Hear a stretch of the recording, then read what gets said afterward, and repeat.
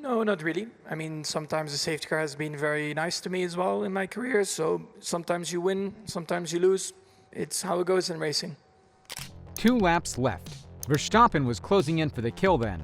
The virtual safety car dropped, and the whole race held its breath.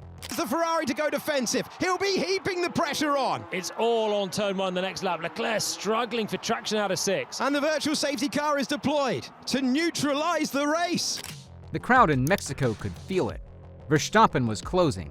Lap after lap, the Ferrari in front grew larger in his mirrors. Charles Leclerc looked vulnerable. The Red Bull was on the hunt. 2 laps to go, and then silence. The virtual safety car was deployed. Just like that, it was over. Every roar from the engines died into a dull hum. Every chance of an overtake vanished. Carlos Sainz's stranded Williams forced the marshals to act, and safety came first. Verstappen, chasing second place, was ordered to slow down. All that effort, all that rhythm, frozen by regulation. The VSC ended just before the flag, but it didn't matter. There was no time left, no chance to strike. Verstappen crossed the line in third behind Leclerc, behind the moment he'd been building toward all race long.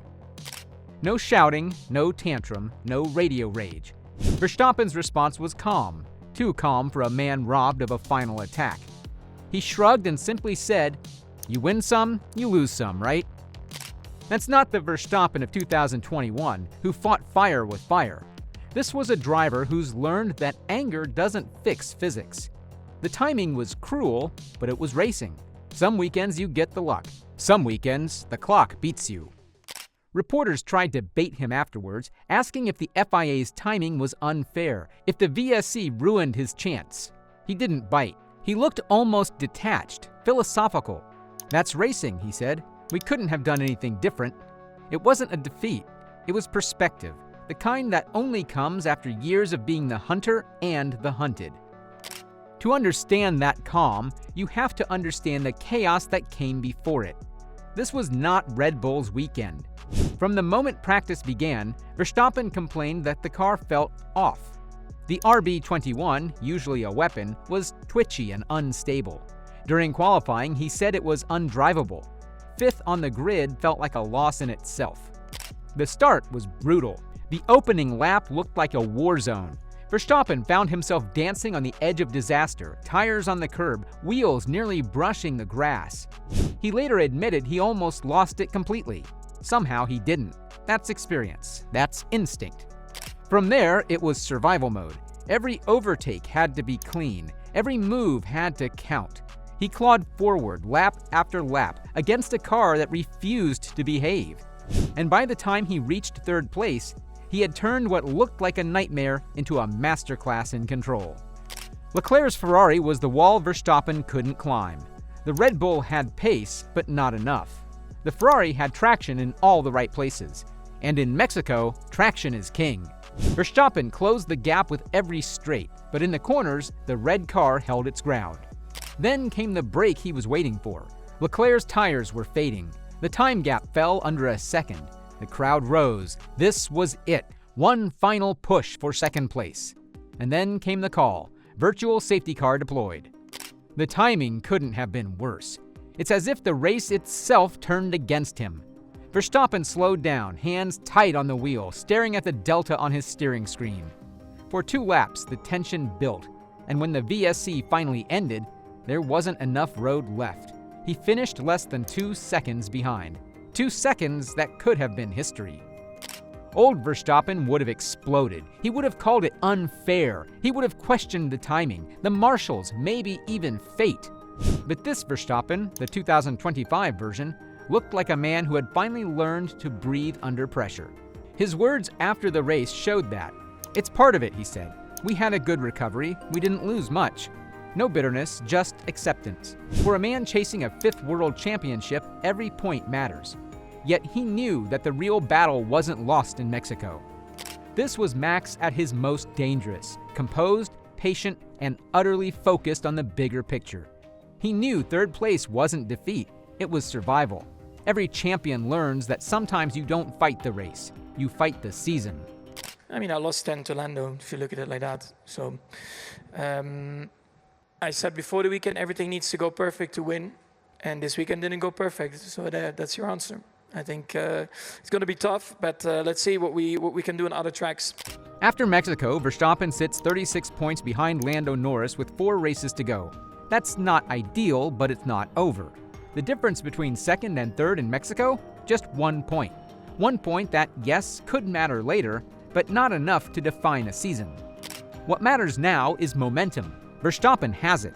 He's scored consistently, even when the car hasn't been perfect. Red Bull's new upgrades have been hit or miss, but Max's consistency is keeping them alive. Piastri's form has dipped. Norris has speed, but cracks under pressure. Red Bull doesn't need miracles. They need improvement. The car was twitchy in Mexico, but not hopeless. If they fix the balance, Verstappen's closing speed will become lethal. 40 points can vanish fast in Formula One, especially when the man chasing them is Max Verstappen. He's coming past Hamilton on the inside at the moment. Oh, that's side by side, the two old rivals. Verstappen trying to get by and no room. Hamilton will try and claim the place back. And somewhere in the middle of all that chaos, he still found time to fight Lewis Hamilton. 2 gladiators, 2 eras, 1 turn 1 collision that had everyone holding their breath. Hamilton got the penalty. Verstappen got the upper hand. No damage, no drama, just a clean escape and a smirk over the radio. That duel summed up Verstappen's season. Calm under chaos, precision in madness. Hamilton's aggression didn't faze him. Verstappen picked his battles, waited for the mistake, and moved on. It's that mix of aggression and control that separates great drivers from legends. He's no longer the reckless kid from 2016. He's evolved. Every move now has a purpose. Every risk has a calculation. The Mexican Grand Prix wasn't a loss. It was proof that Verstappen can fight smart when everything around him goes wrong. Behind Verstappen's calm lies a truth Red Bull can't ignore. Their car isn't bulletproof anymore. Mexico exposed the cracks. They struggled for grip. They struggled with balance. Verstappen fought the steering wheel more than the competition. He called the car uncomfortable. That's Max's language for something's wrong. The engineers know it. The mechanics feel it. Red Bull's dominance isn't guaranteed anymore. McLaren and Ferrari have caught up. Mercedes occasionally lurks. The once untouchable giant now bleeds performance. That's why Verstappen's attitude matters. If he loses focus, the season collapses. If he stays calm, the fire stays burning. He's carrying Red Bull on experience alone right now. One misstep from him and the entire championship chase ends. You could hear the maturity in his post-race tone. We gained good points. We survived a tough race. It's fine. That's not a quote you expect from a man who lives to win. But Verstappen isn't chasing trophies anymore. He's chasing legacy. The Mexico race reminded fans of something simple. Champions aren't made in perfect weekends. They're made in the ones where everything goes wrong and they still find a way to finish strong. Verstappen didn't win, but he gained ground. He didn't dominate, but he endured. And that's the mark of a true title contender. Even his body language said no anger, no despair. Just a quiet nod to his team, the calm before the next storm. 4 races remain: Brazil, Qatar, Las Vegas, Abu Dhabi. 4 tracks, 4 chances. 4 chances to turn philosophy into victory. The math says it's possible. The momentum says it's likely. Norris and Piastri have the faster car, but Verstappen has the fire. Red Bull knows that their championship hopes rely on its ability to squeeze performance out of chaos. They've seen this move before. 2022, 2023, 2024. The pattern never changes. When the season hits crisis mode, Max finds another gear. He might be 36 points down, but he's emotionally ahead. The calm, the consistency, the refusal to break, that's how titles are won. Mexico wasn't a defeat. It was the setup for the comeback. The virtual safety car may have stopped his charge. The timing may have robbed him of second place. But you can't stop momentum with a yellow light. You can't hold down a man who's already thinking about the next circuit. And when the lights go out in Brazil, you can bet one thing. Max Verstappen won't just be driving for points. He'll be driving to remind the world why he's still the king.